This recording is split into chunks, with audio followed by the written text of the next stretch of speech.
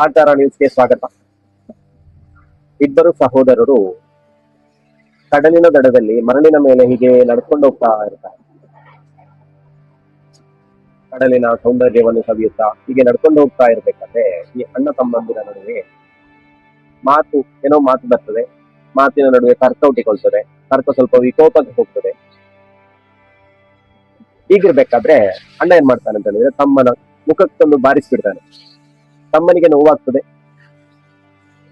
ತಮ್ಮ ಏನ್ ಮಾಡ್ತಾನೆ ಅಂತ ಹೇಳಿದ್ರೆ ನೋವನ್ನ ನುಂಗಿಕೊಂಡು ಅಲ್ಲೇ ಕುಳಿತು ಮರಳಿನಲ್ಲಿ, ಅಲ್ಲಿ ದಡದಲ್ಲಿರುವ ಮರಳಿನಲ್ಲಿ ನನಗೆ ನನ್ನ ಅಣ್ಣ ಹೊಡೆದ ಅಂತ ಬರೀತಾನೆ. ನನ್ನ ಬೆರಳಲ್ಲೇ ಬರೀತಾನೆ. ನನಗೆ ಆಶ್ಚರ್ಯ, ಇವನು ಯಾಕಪ್ಪ ಹೀಗೆ ಬರೆದಿರ್ತಾನೆ ಅಂತ ಏನೋ ಅನ್ಕೊಂಡಿರ್ತಾನೆ ಅಂತ.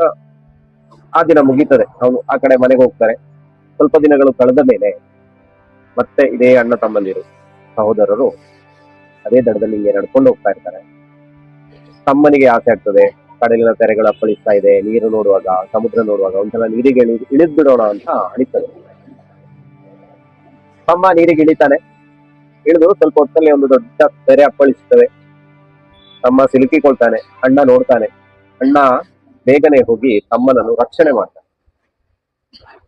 ಹೀಗೆ ರಕ್ಷಣೆ ಮಾಡಿದ ಮೇಲೆ ತಮ್ಮ ಏನ್ ಮಾಡ್ತಾನೆ ಅಂತ ಹೇಳಿದ್ರೆ ಬಂದ್ಬಿಟ್ಟು ಅಲ್ಲಿ ಪಕ್ಕದಲ್ಲಿ ಒಂದು ಗೋಡೆ ಇರ್ತದೆ.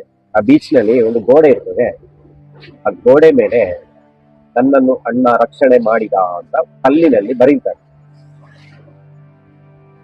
ಆಗ ಅಣ್ಣನಿಗೆ ಆಶ್ಚರ್ಯ, ಅವತ್ತು ನೀನು ಮರಳಲ್ಲಿ ಬರ್ದಿತ್ತು, ಇವತ್ತು ಯಾಕೆ ಗೋಡೆ ಮೇಲೆ ಕಲ್ಲಲ್ಲಿ ಬರ್ದಿದ್ದೀಯಾ ಅಂತ ಕೇಳ. ತಮ್ಮ ಹೇಳ್ತಾನೆ, ನಮ್ಮ ಕೆಟ್ಟ ನೆನಪುಗಳನ್ನ, ಕೆಟ್ಟ ಸಂದರ್ಭಗಳನ್ನ ಬೇಗ ಮರೆತು ಬಿಡಬೇಕು. ಅದೇ ಒಳ್ಳೆಯ, ನಮಗೆ ಖುಷಿ ಆಗುವಂತಹ, ಸ್ಫೂರ್ತಿ ಆಗುವಂತಹ ವಿಷಯಗಳನ್ನ ನಾವು ನೆನಪಲ್ಲಿ ದೀರ್ಘಕಾಲ ಇಟ್ಕೊಳ್ಬೇಕು. ಹಾಗೆ ನೋಡಿ, ನೀನವತ್ತು ನನಗೆ ಹೊಡೆದಿದ್ದು ನನಗೆ ಬೇಸರದ ವಿಷಯ, ಅದನ್ನ ನಾನು ಮರಳಲ್ಲಿ ಬರ್ದಿದ್ದೆ. ಅದೊಂದು ತೆರೆ ಬಂದ ಕೂಡಲೇ ಅದು ಏನಾಗ್ತದೆ, ಅದು ಮಾಯ ಆಗಿ ಹೋಗ್ತದೆ. ಆದರೆ ನಾನು ಗೋಡೆಯಲ್ಲಿ ಬರ್ದಿಟ್ಟಿದ್ದು ಅದು ಚಿರಕಾಲ ಉಳಿತದೆ. ಅದು ನನ್ನ ಮನಸ್ಸಲ್ಲೂ ಅದೇ ತರ ಉಳಿಬೇಕು. ಹಾಗಾಗಿ ನಾನು ಅಲ್ಲಿ ಬರೆದೆ ಅಂತ ಹೇಳ್ತಾರೆ.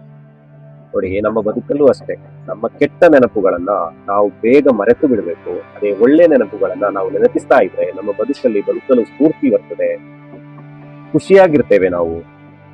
ಇದು ನಮ್ಮ ಬದುಕಲ್ಲಿ ಸಂಭವಿಸುವಂತಹ ಘಟನೆಗಳನ್ನ ಒಂದೊಂದನ್ನೇ ನಾವು ಹೀಗೆ ಎಣಿತಾ ಒಂದೊಂದು ಕತೆ ಹೇಳ್ತಾ ಹೋಗ್ತೀವಿ. ನೀವು ಕೇಳ್ತಾ ಇರಿ. ನನ್ನ ಕತೆ ಇಷ್ಟ ಆದ್ರೆ ನನ್ನ ಫಾಲೋ ಮಾಡಿ. ಬಾಯ್.